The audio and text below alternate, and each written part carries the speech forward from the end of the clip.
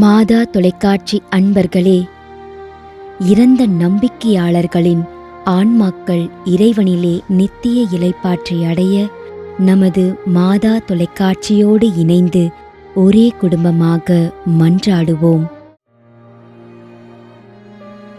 Chinnammal Rodrigues 3ஆம் ஆண்டு நினைவஞ்சலி. Christie Shakila Hepzibah, மாதா நகர், திருவில்லிபுத்தூர் 2ஆம் ஆண்டு நினைவஞ்சலி.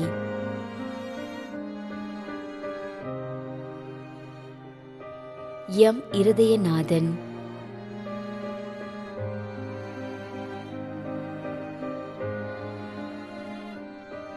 திருமதி ஏ மேரி செல்வம், கந்திக்குப்பம்.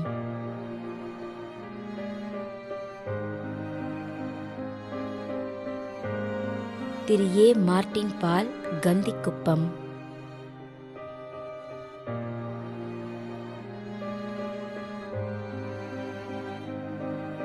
திரு Palraj.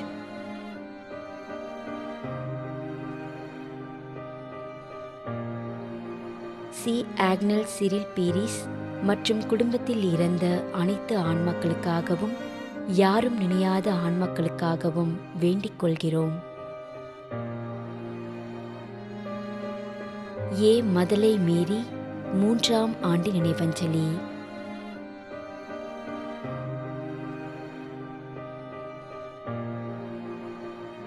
D Joseph, J Annamary Joseph.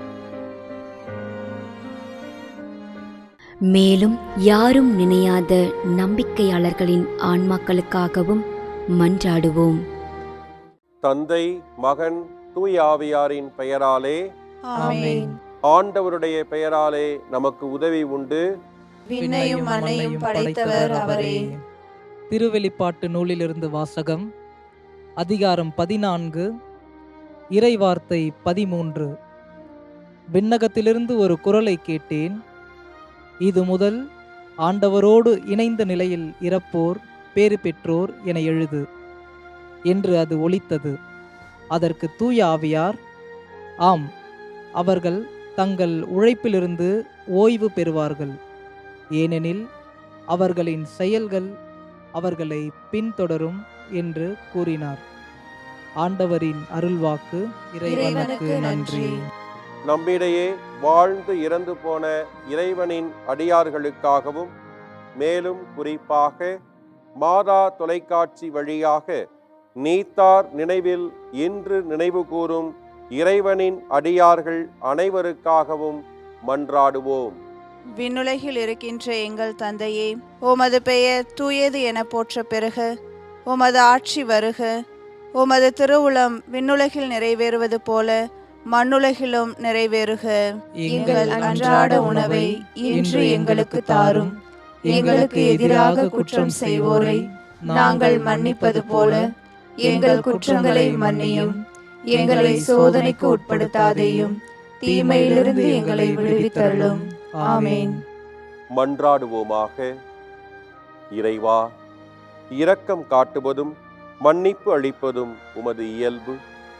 ஆகையால் உமது திருவடிகளுக்கு வந்துள்ள இன்று நாங்கள் நினைவு கூறும் ஆன்மாக்கள் மீது இரக்கம் கொண்டு அவர்களுடைய குடும்பத்தார் மற்றும் மாதா தொலைக்காட்சி குடும்பம் செலுத்தும் ஜெபங்களை ஏற்று அவர்களது குற்றங்களையும் அவற்றிற்குரிய தண்டனையும் மன்னித்து அமைதியையும் முடிவில்லா வாழ்வையும் தந்திடுமாறு எங்கள் ஆண்டவராகிய கிறிஸ்து வழியாக உம்மை மன்றாடுகிறோம்.